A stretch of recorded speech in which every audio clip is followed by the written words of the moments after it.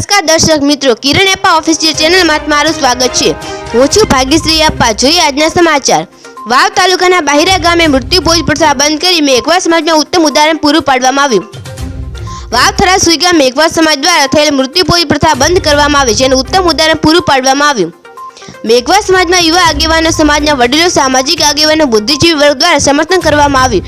સમાજમાં થતા ખોટા બિનજરૂરી ખર્ચાઓ તથા અટકાતી અને શૈક્ષણિક સંસ્થાઓમાં શૈક્ષણિક હેતુ માટે સંસ્થામાં દાન આપી ઉત્તમ ઉદાહરણ પૂરું પાડવામાં આવ્યું અને ભવિષ્યની આવનારી પેઢી સર્વભાનભેર જીવન જીવી શકે અને સારું શિક્ષણ મેળવી શકે એના માટે શિક્ષણને પ્રથમ પ્રાધાન્ય આપી મૃત્યુ પછી થતા મૃત્યુભોજ એટલે કે જાર પ્રથા બંધ કરી બિનજરૂરી ખોટા ખર્ચા બંધ કરી સમાજને બાબા સાહેબના સપનાના ભારતને પરિપૂર્ણ કરવા માટેનો પ્રયાસ વાવ તાલુકાના બાહિરા ગામથી સ્વ ચૌહાણ જેમલભાઈ કુંભાભાઈના પરિવાર પુત્રો દ્વારા કરવામાં આવતા સમાજમાં તમામ વર્ગો દ્વારા આ નવી પહેલને તમામે દિલથી સ્વીકારી હતી। ભવિષ્યમાં આ પ્રથા મજબૂત બનશે એવું આશાનું કિરણ જાગ્યું હતું। આ પ્રસંગે સ્વ જેમલભાઈ કુંભાભાઈના પુત્રો ચૌહાણ જીવતરામ, ભૂરાભાઈ, પીરાભાઈ, અશોકભાઈ દ્વારા સમાજમાં શૈક્ષણિક સંસ્થામાં દાન આપવામાં આવ્યું હતું।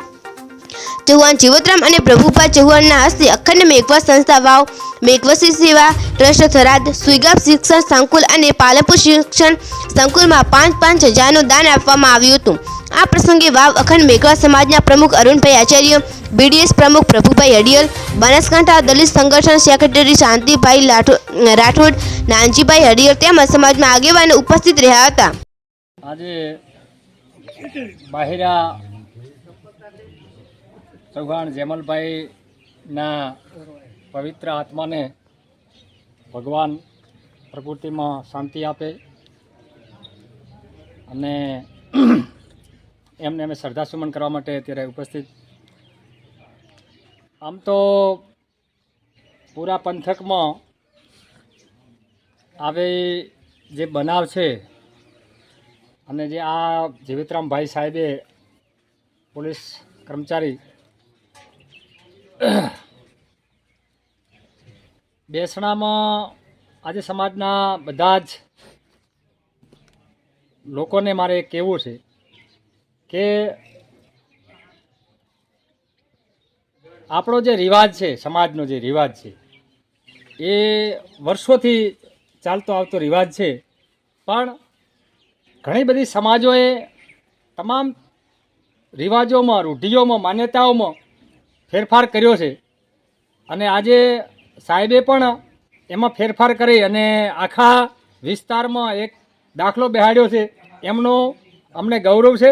અને આ પ્રથા એક બુદ્ધિજીવ લોકો કરી શકે અને તમામ સમાજના લોકો એમાં સાથ અને સહકાર આપે। મૃત્યુભોજ છે એ સતત બંધ કર્યું અને આપણી જે શૈક્ષણિક સંસ્થાઓ જે ચાલે છે એમાં અનુદાન કરી અને શિક્ષણ પ્રત્યે સમાજને પ્રોત્સાહિત કરવું અને એક ઇતિહાસ બનાવવો અને ભવિષ્યમાં આ રીત રિવાજ ચાલુ રહેશે અને આપણી તમામ શૈક્ષણિક સંસ્થાઓ મજબૂત બનશે। આપણા દીકરાઓ એમાં શિક્ષણ લેશે, ગ્રેજ્યુએશન કરશે, નોકરી લેશે અને આપણા ભવિષ્યની પેઢી એ ઉજ્જવળ બનશે।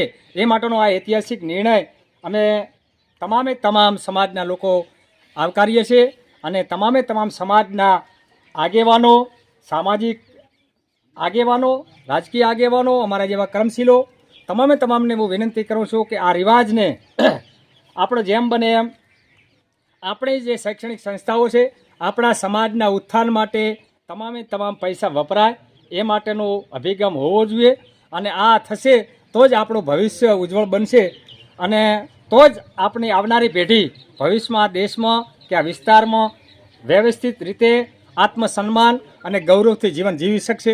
એટલે હું એમના 4 સંતાનોને અને એ પણ શું કે શિક્ષણ લેવાવાળા છે, શિક્ષિત છે અને નોકરિયાત વર્ગ છે, તો એમને પણ હું સલામ કરું છું કે આવો જે શરૂઆત કરી છે એ બદલ એમનો ખૂબ અભિનંદન।